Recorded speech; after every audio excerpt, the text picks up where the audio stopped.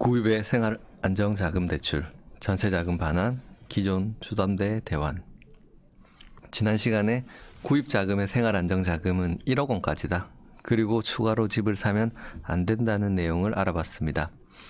이번 시간은 전세자금을 반환하기 위해서 혹은 기존 대출을 대환하기 위해서 대출을 요청하였을 경우 특별히 적용되는 규정에 대해서 확인해 보겠습니다.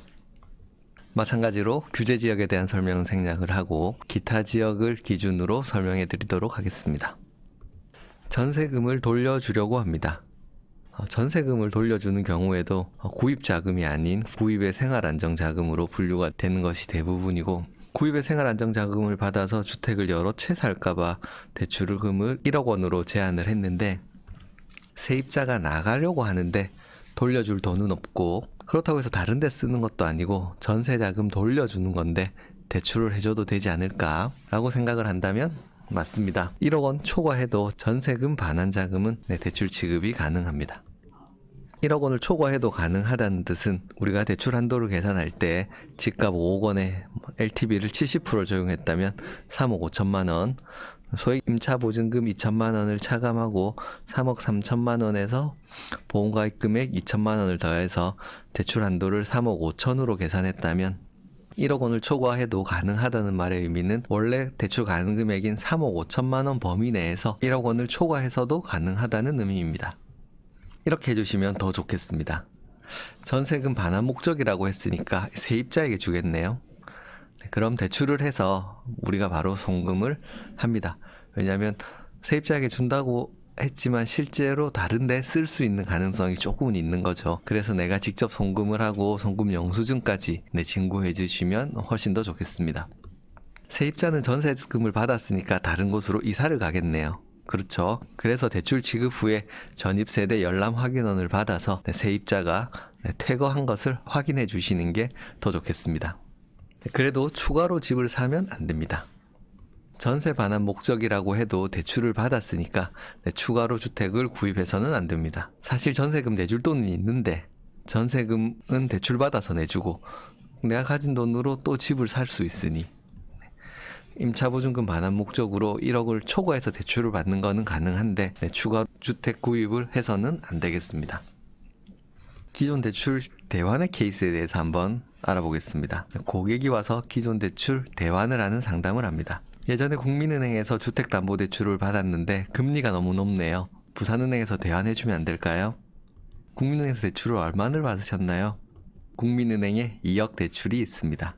소유권 이전은 2017년 2월에 했고 나는 지금 2020년 3월에 대출을 할 거니까 구입의 생활 안정자금인데 그럼 대출 한도가 1억이라고 했었는데 2억 원을 대출할 수 있을까?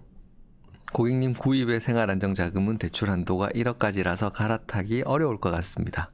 뭐라고? 금리가 높은 것도 열받아 죽겠는데 갈아타는 것도 안 된다고? 집을 사고 나서 받는 대출은 연간 한도가 1억 원으로 제한되어져 있습니다. 난 추가로 대출을 받는 게 아니라니까 있는 만큼만 받겠다는 거잖아. 기존 대출을 대환하는 것은 추가로 돈을 안 받으니까 굳이 대출 금액을 1억 원으로 안 해도 되지 않을까? 자, 이런 고민을 할 수 있게 되는 거죠. 맞습니다. 당타임 주택담보대출을 대환하는 경우는 구입의 생활 안정자금에는 해당이 되나 대출 금액을 1억 원 초과해서 가능합니다. 전세보증금 반환은 1억 원을 초과해서 대출은 가능했는데 추가로 집을 사면 안 된다는 특약을 받아야 한다고 했습니다. 기존 대출의 대환은 단순히 대출을 대환했다고 해서 추가로 집을 사지 말라는 건 너무 심한 거 아닐까? 맞습니다. 그래서 기존 대출을 대환하는 구입의 생활 안정자금은 추가 주택 구입을 금지하는 특약을 안 받으셔도 됩니다. 대환하면서 조금 더 받고 싶은데 국민은행에 있는 기존 대출 2억 원을 대환해주고 그동안 집값이 많이 올랐는데 5천만 원 더 대출해주면 안 되나? 가능한가 안 되나? 될 것 같기도 하고 헷갈리시죠? 네, 가능합니다. 대신에 반드시 계좌를 분리하여 지급을 하셔야 됩니다. 기존 대출 대환하는 구입자금의 생활안정자금 2억 원, 추가로 받는 구입의 생활안정자금 대출 5천만 원, 이렇게 계좌를 두 개로 분리해서 지급을 해서 계좌당 정확한 용도를 확인할 수 있게 지급해 주시는 게 올바른 업무 처리가 되겠습니다. 여기서 잠깐 2018년 9월 14일 이후에 지급한 주택담보대출은 취급 시점에 특약이 있을 수 있습니다. 예를 들면 2년 이내 기존 주택을 처분하겠다 같은 거죠. 특약을 못 지킬 것 같으니 은행을 갈아타면서 특약을 안 지키려고 하는 사람들이 있을 수 있으니 타행 대환을 할 때 기존 대출의 특약을 확인해야 합니다.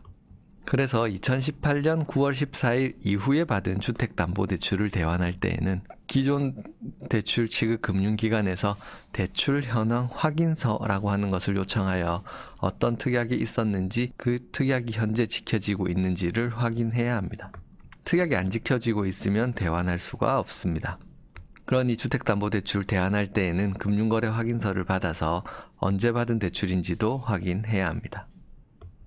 이번 시간에는 구입의 생활안정자금에서 임차보증금 반환 목적의 대출, 당타행 주택담보대출 대환 목적의 대출에 대해서 알아보았습니다. 임차보증금 반환 목적은 구입의 생활안정자금으로 분류가 되나 1억 원 초과해서 대출 취급이 가능하고 대신 추가 주택 구입을 금지하는 특약은 그대로 있습니다. 당타행 주택담보대출의 대환의 경우에는 구입의 생활안정자금으로 분류가 되고 1억 원 초과해서도 가능하고 추가로 주택 구입하는 금지 특약도 없게 되겠습니다. 이번 시간도 집중해서 들어주셔서 감사합니다.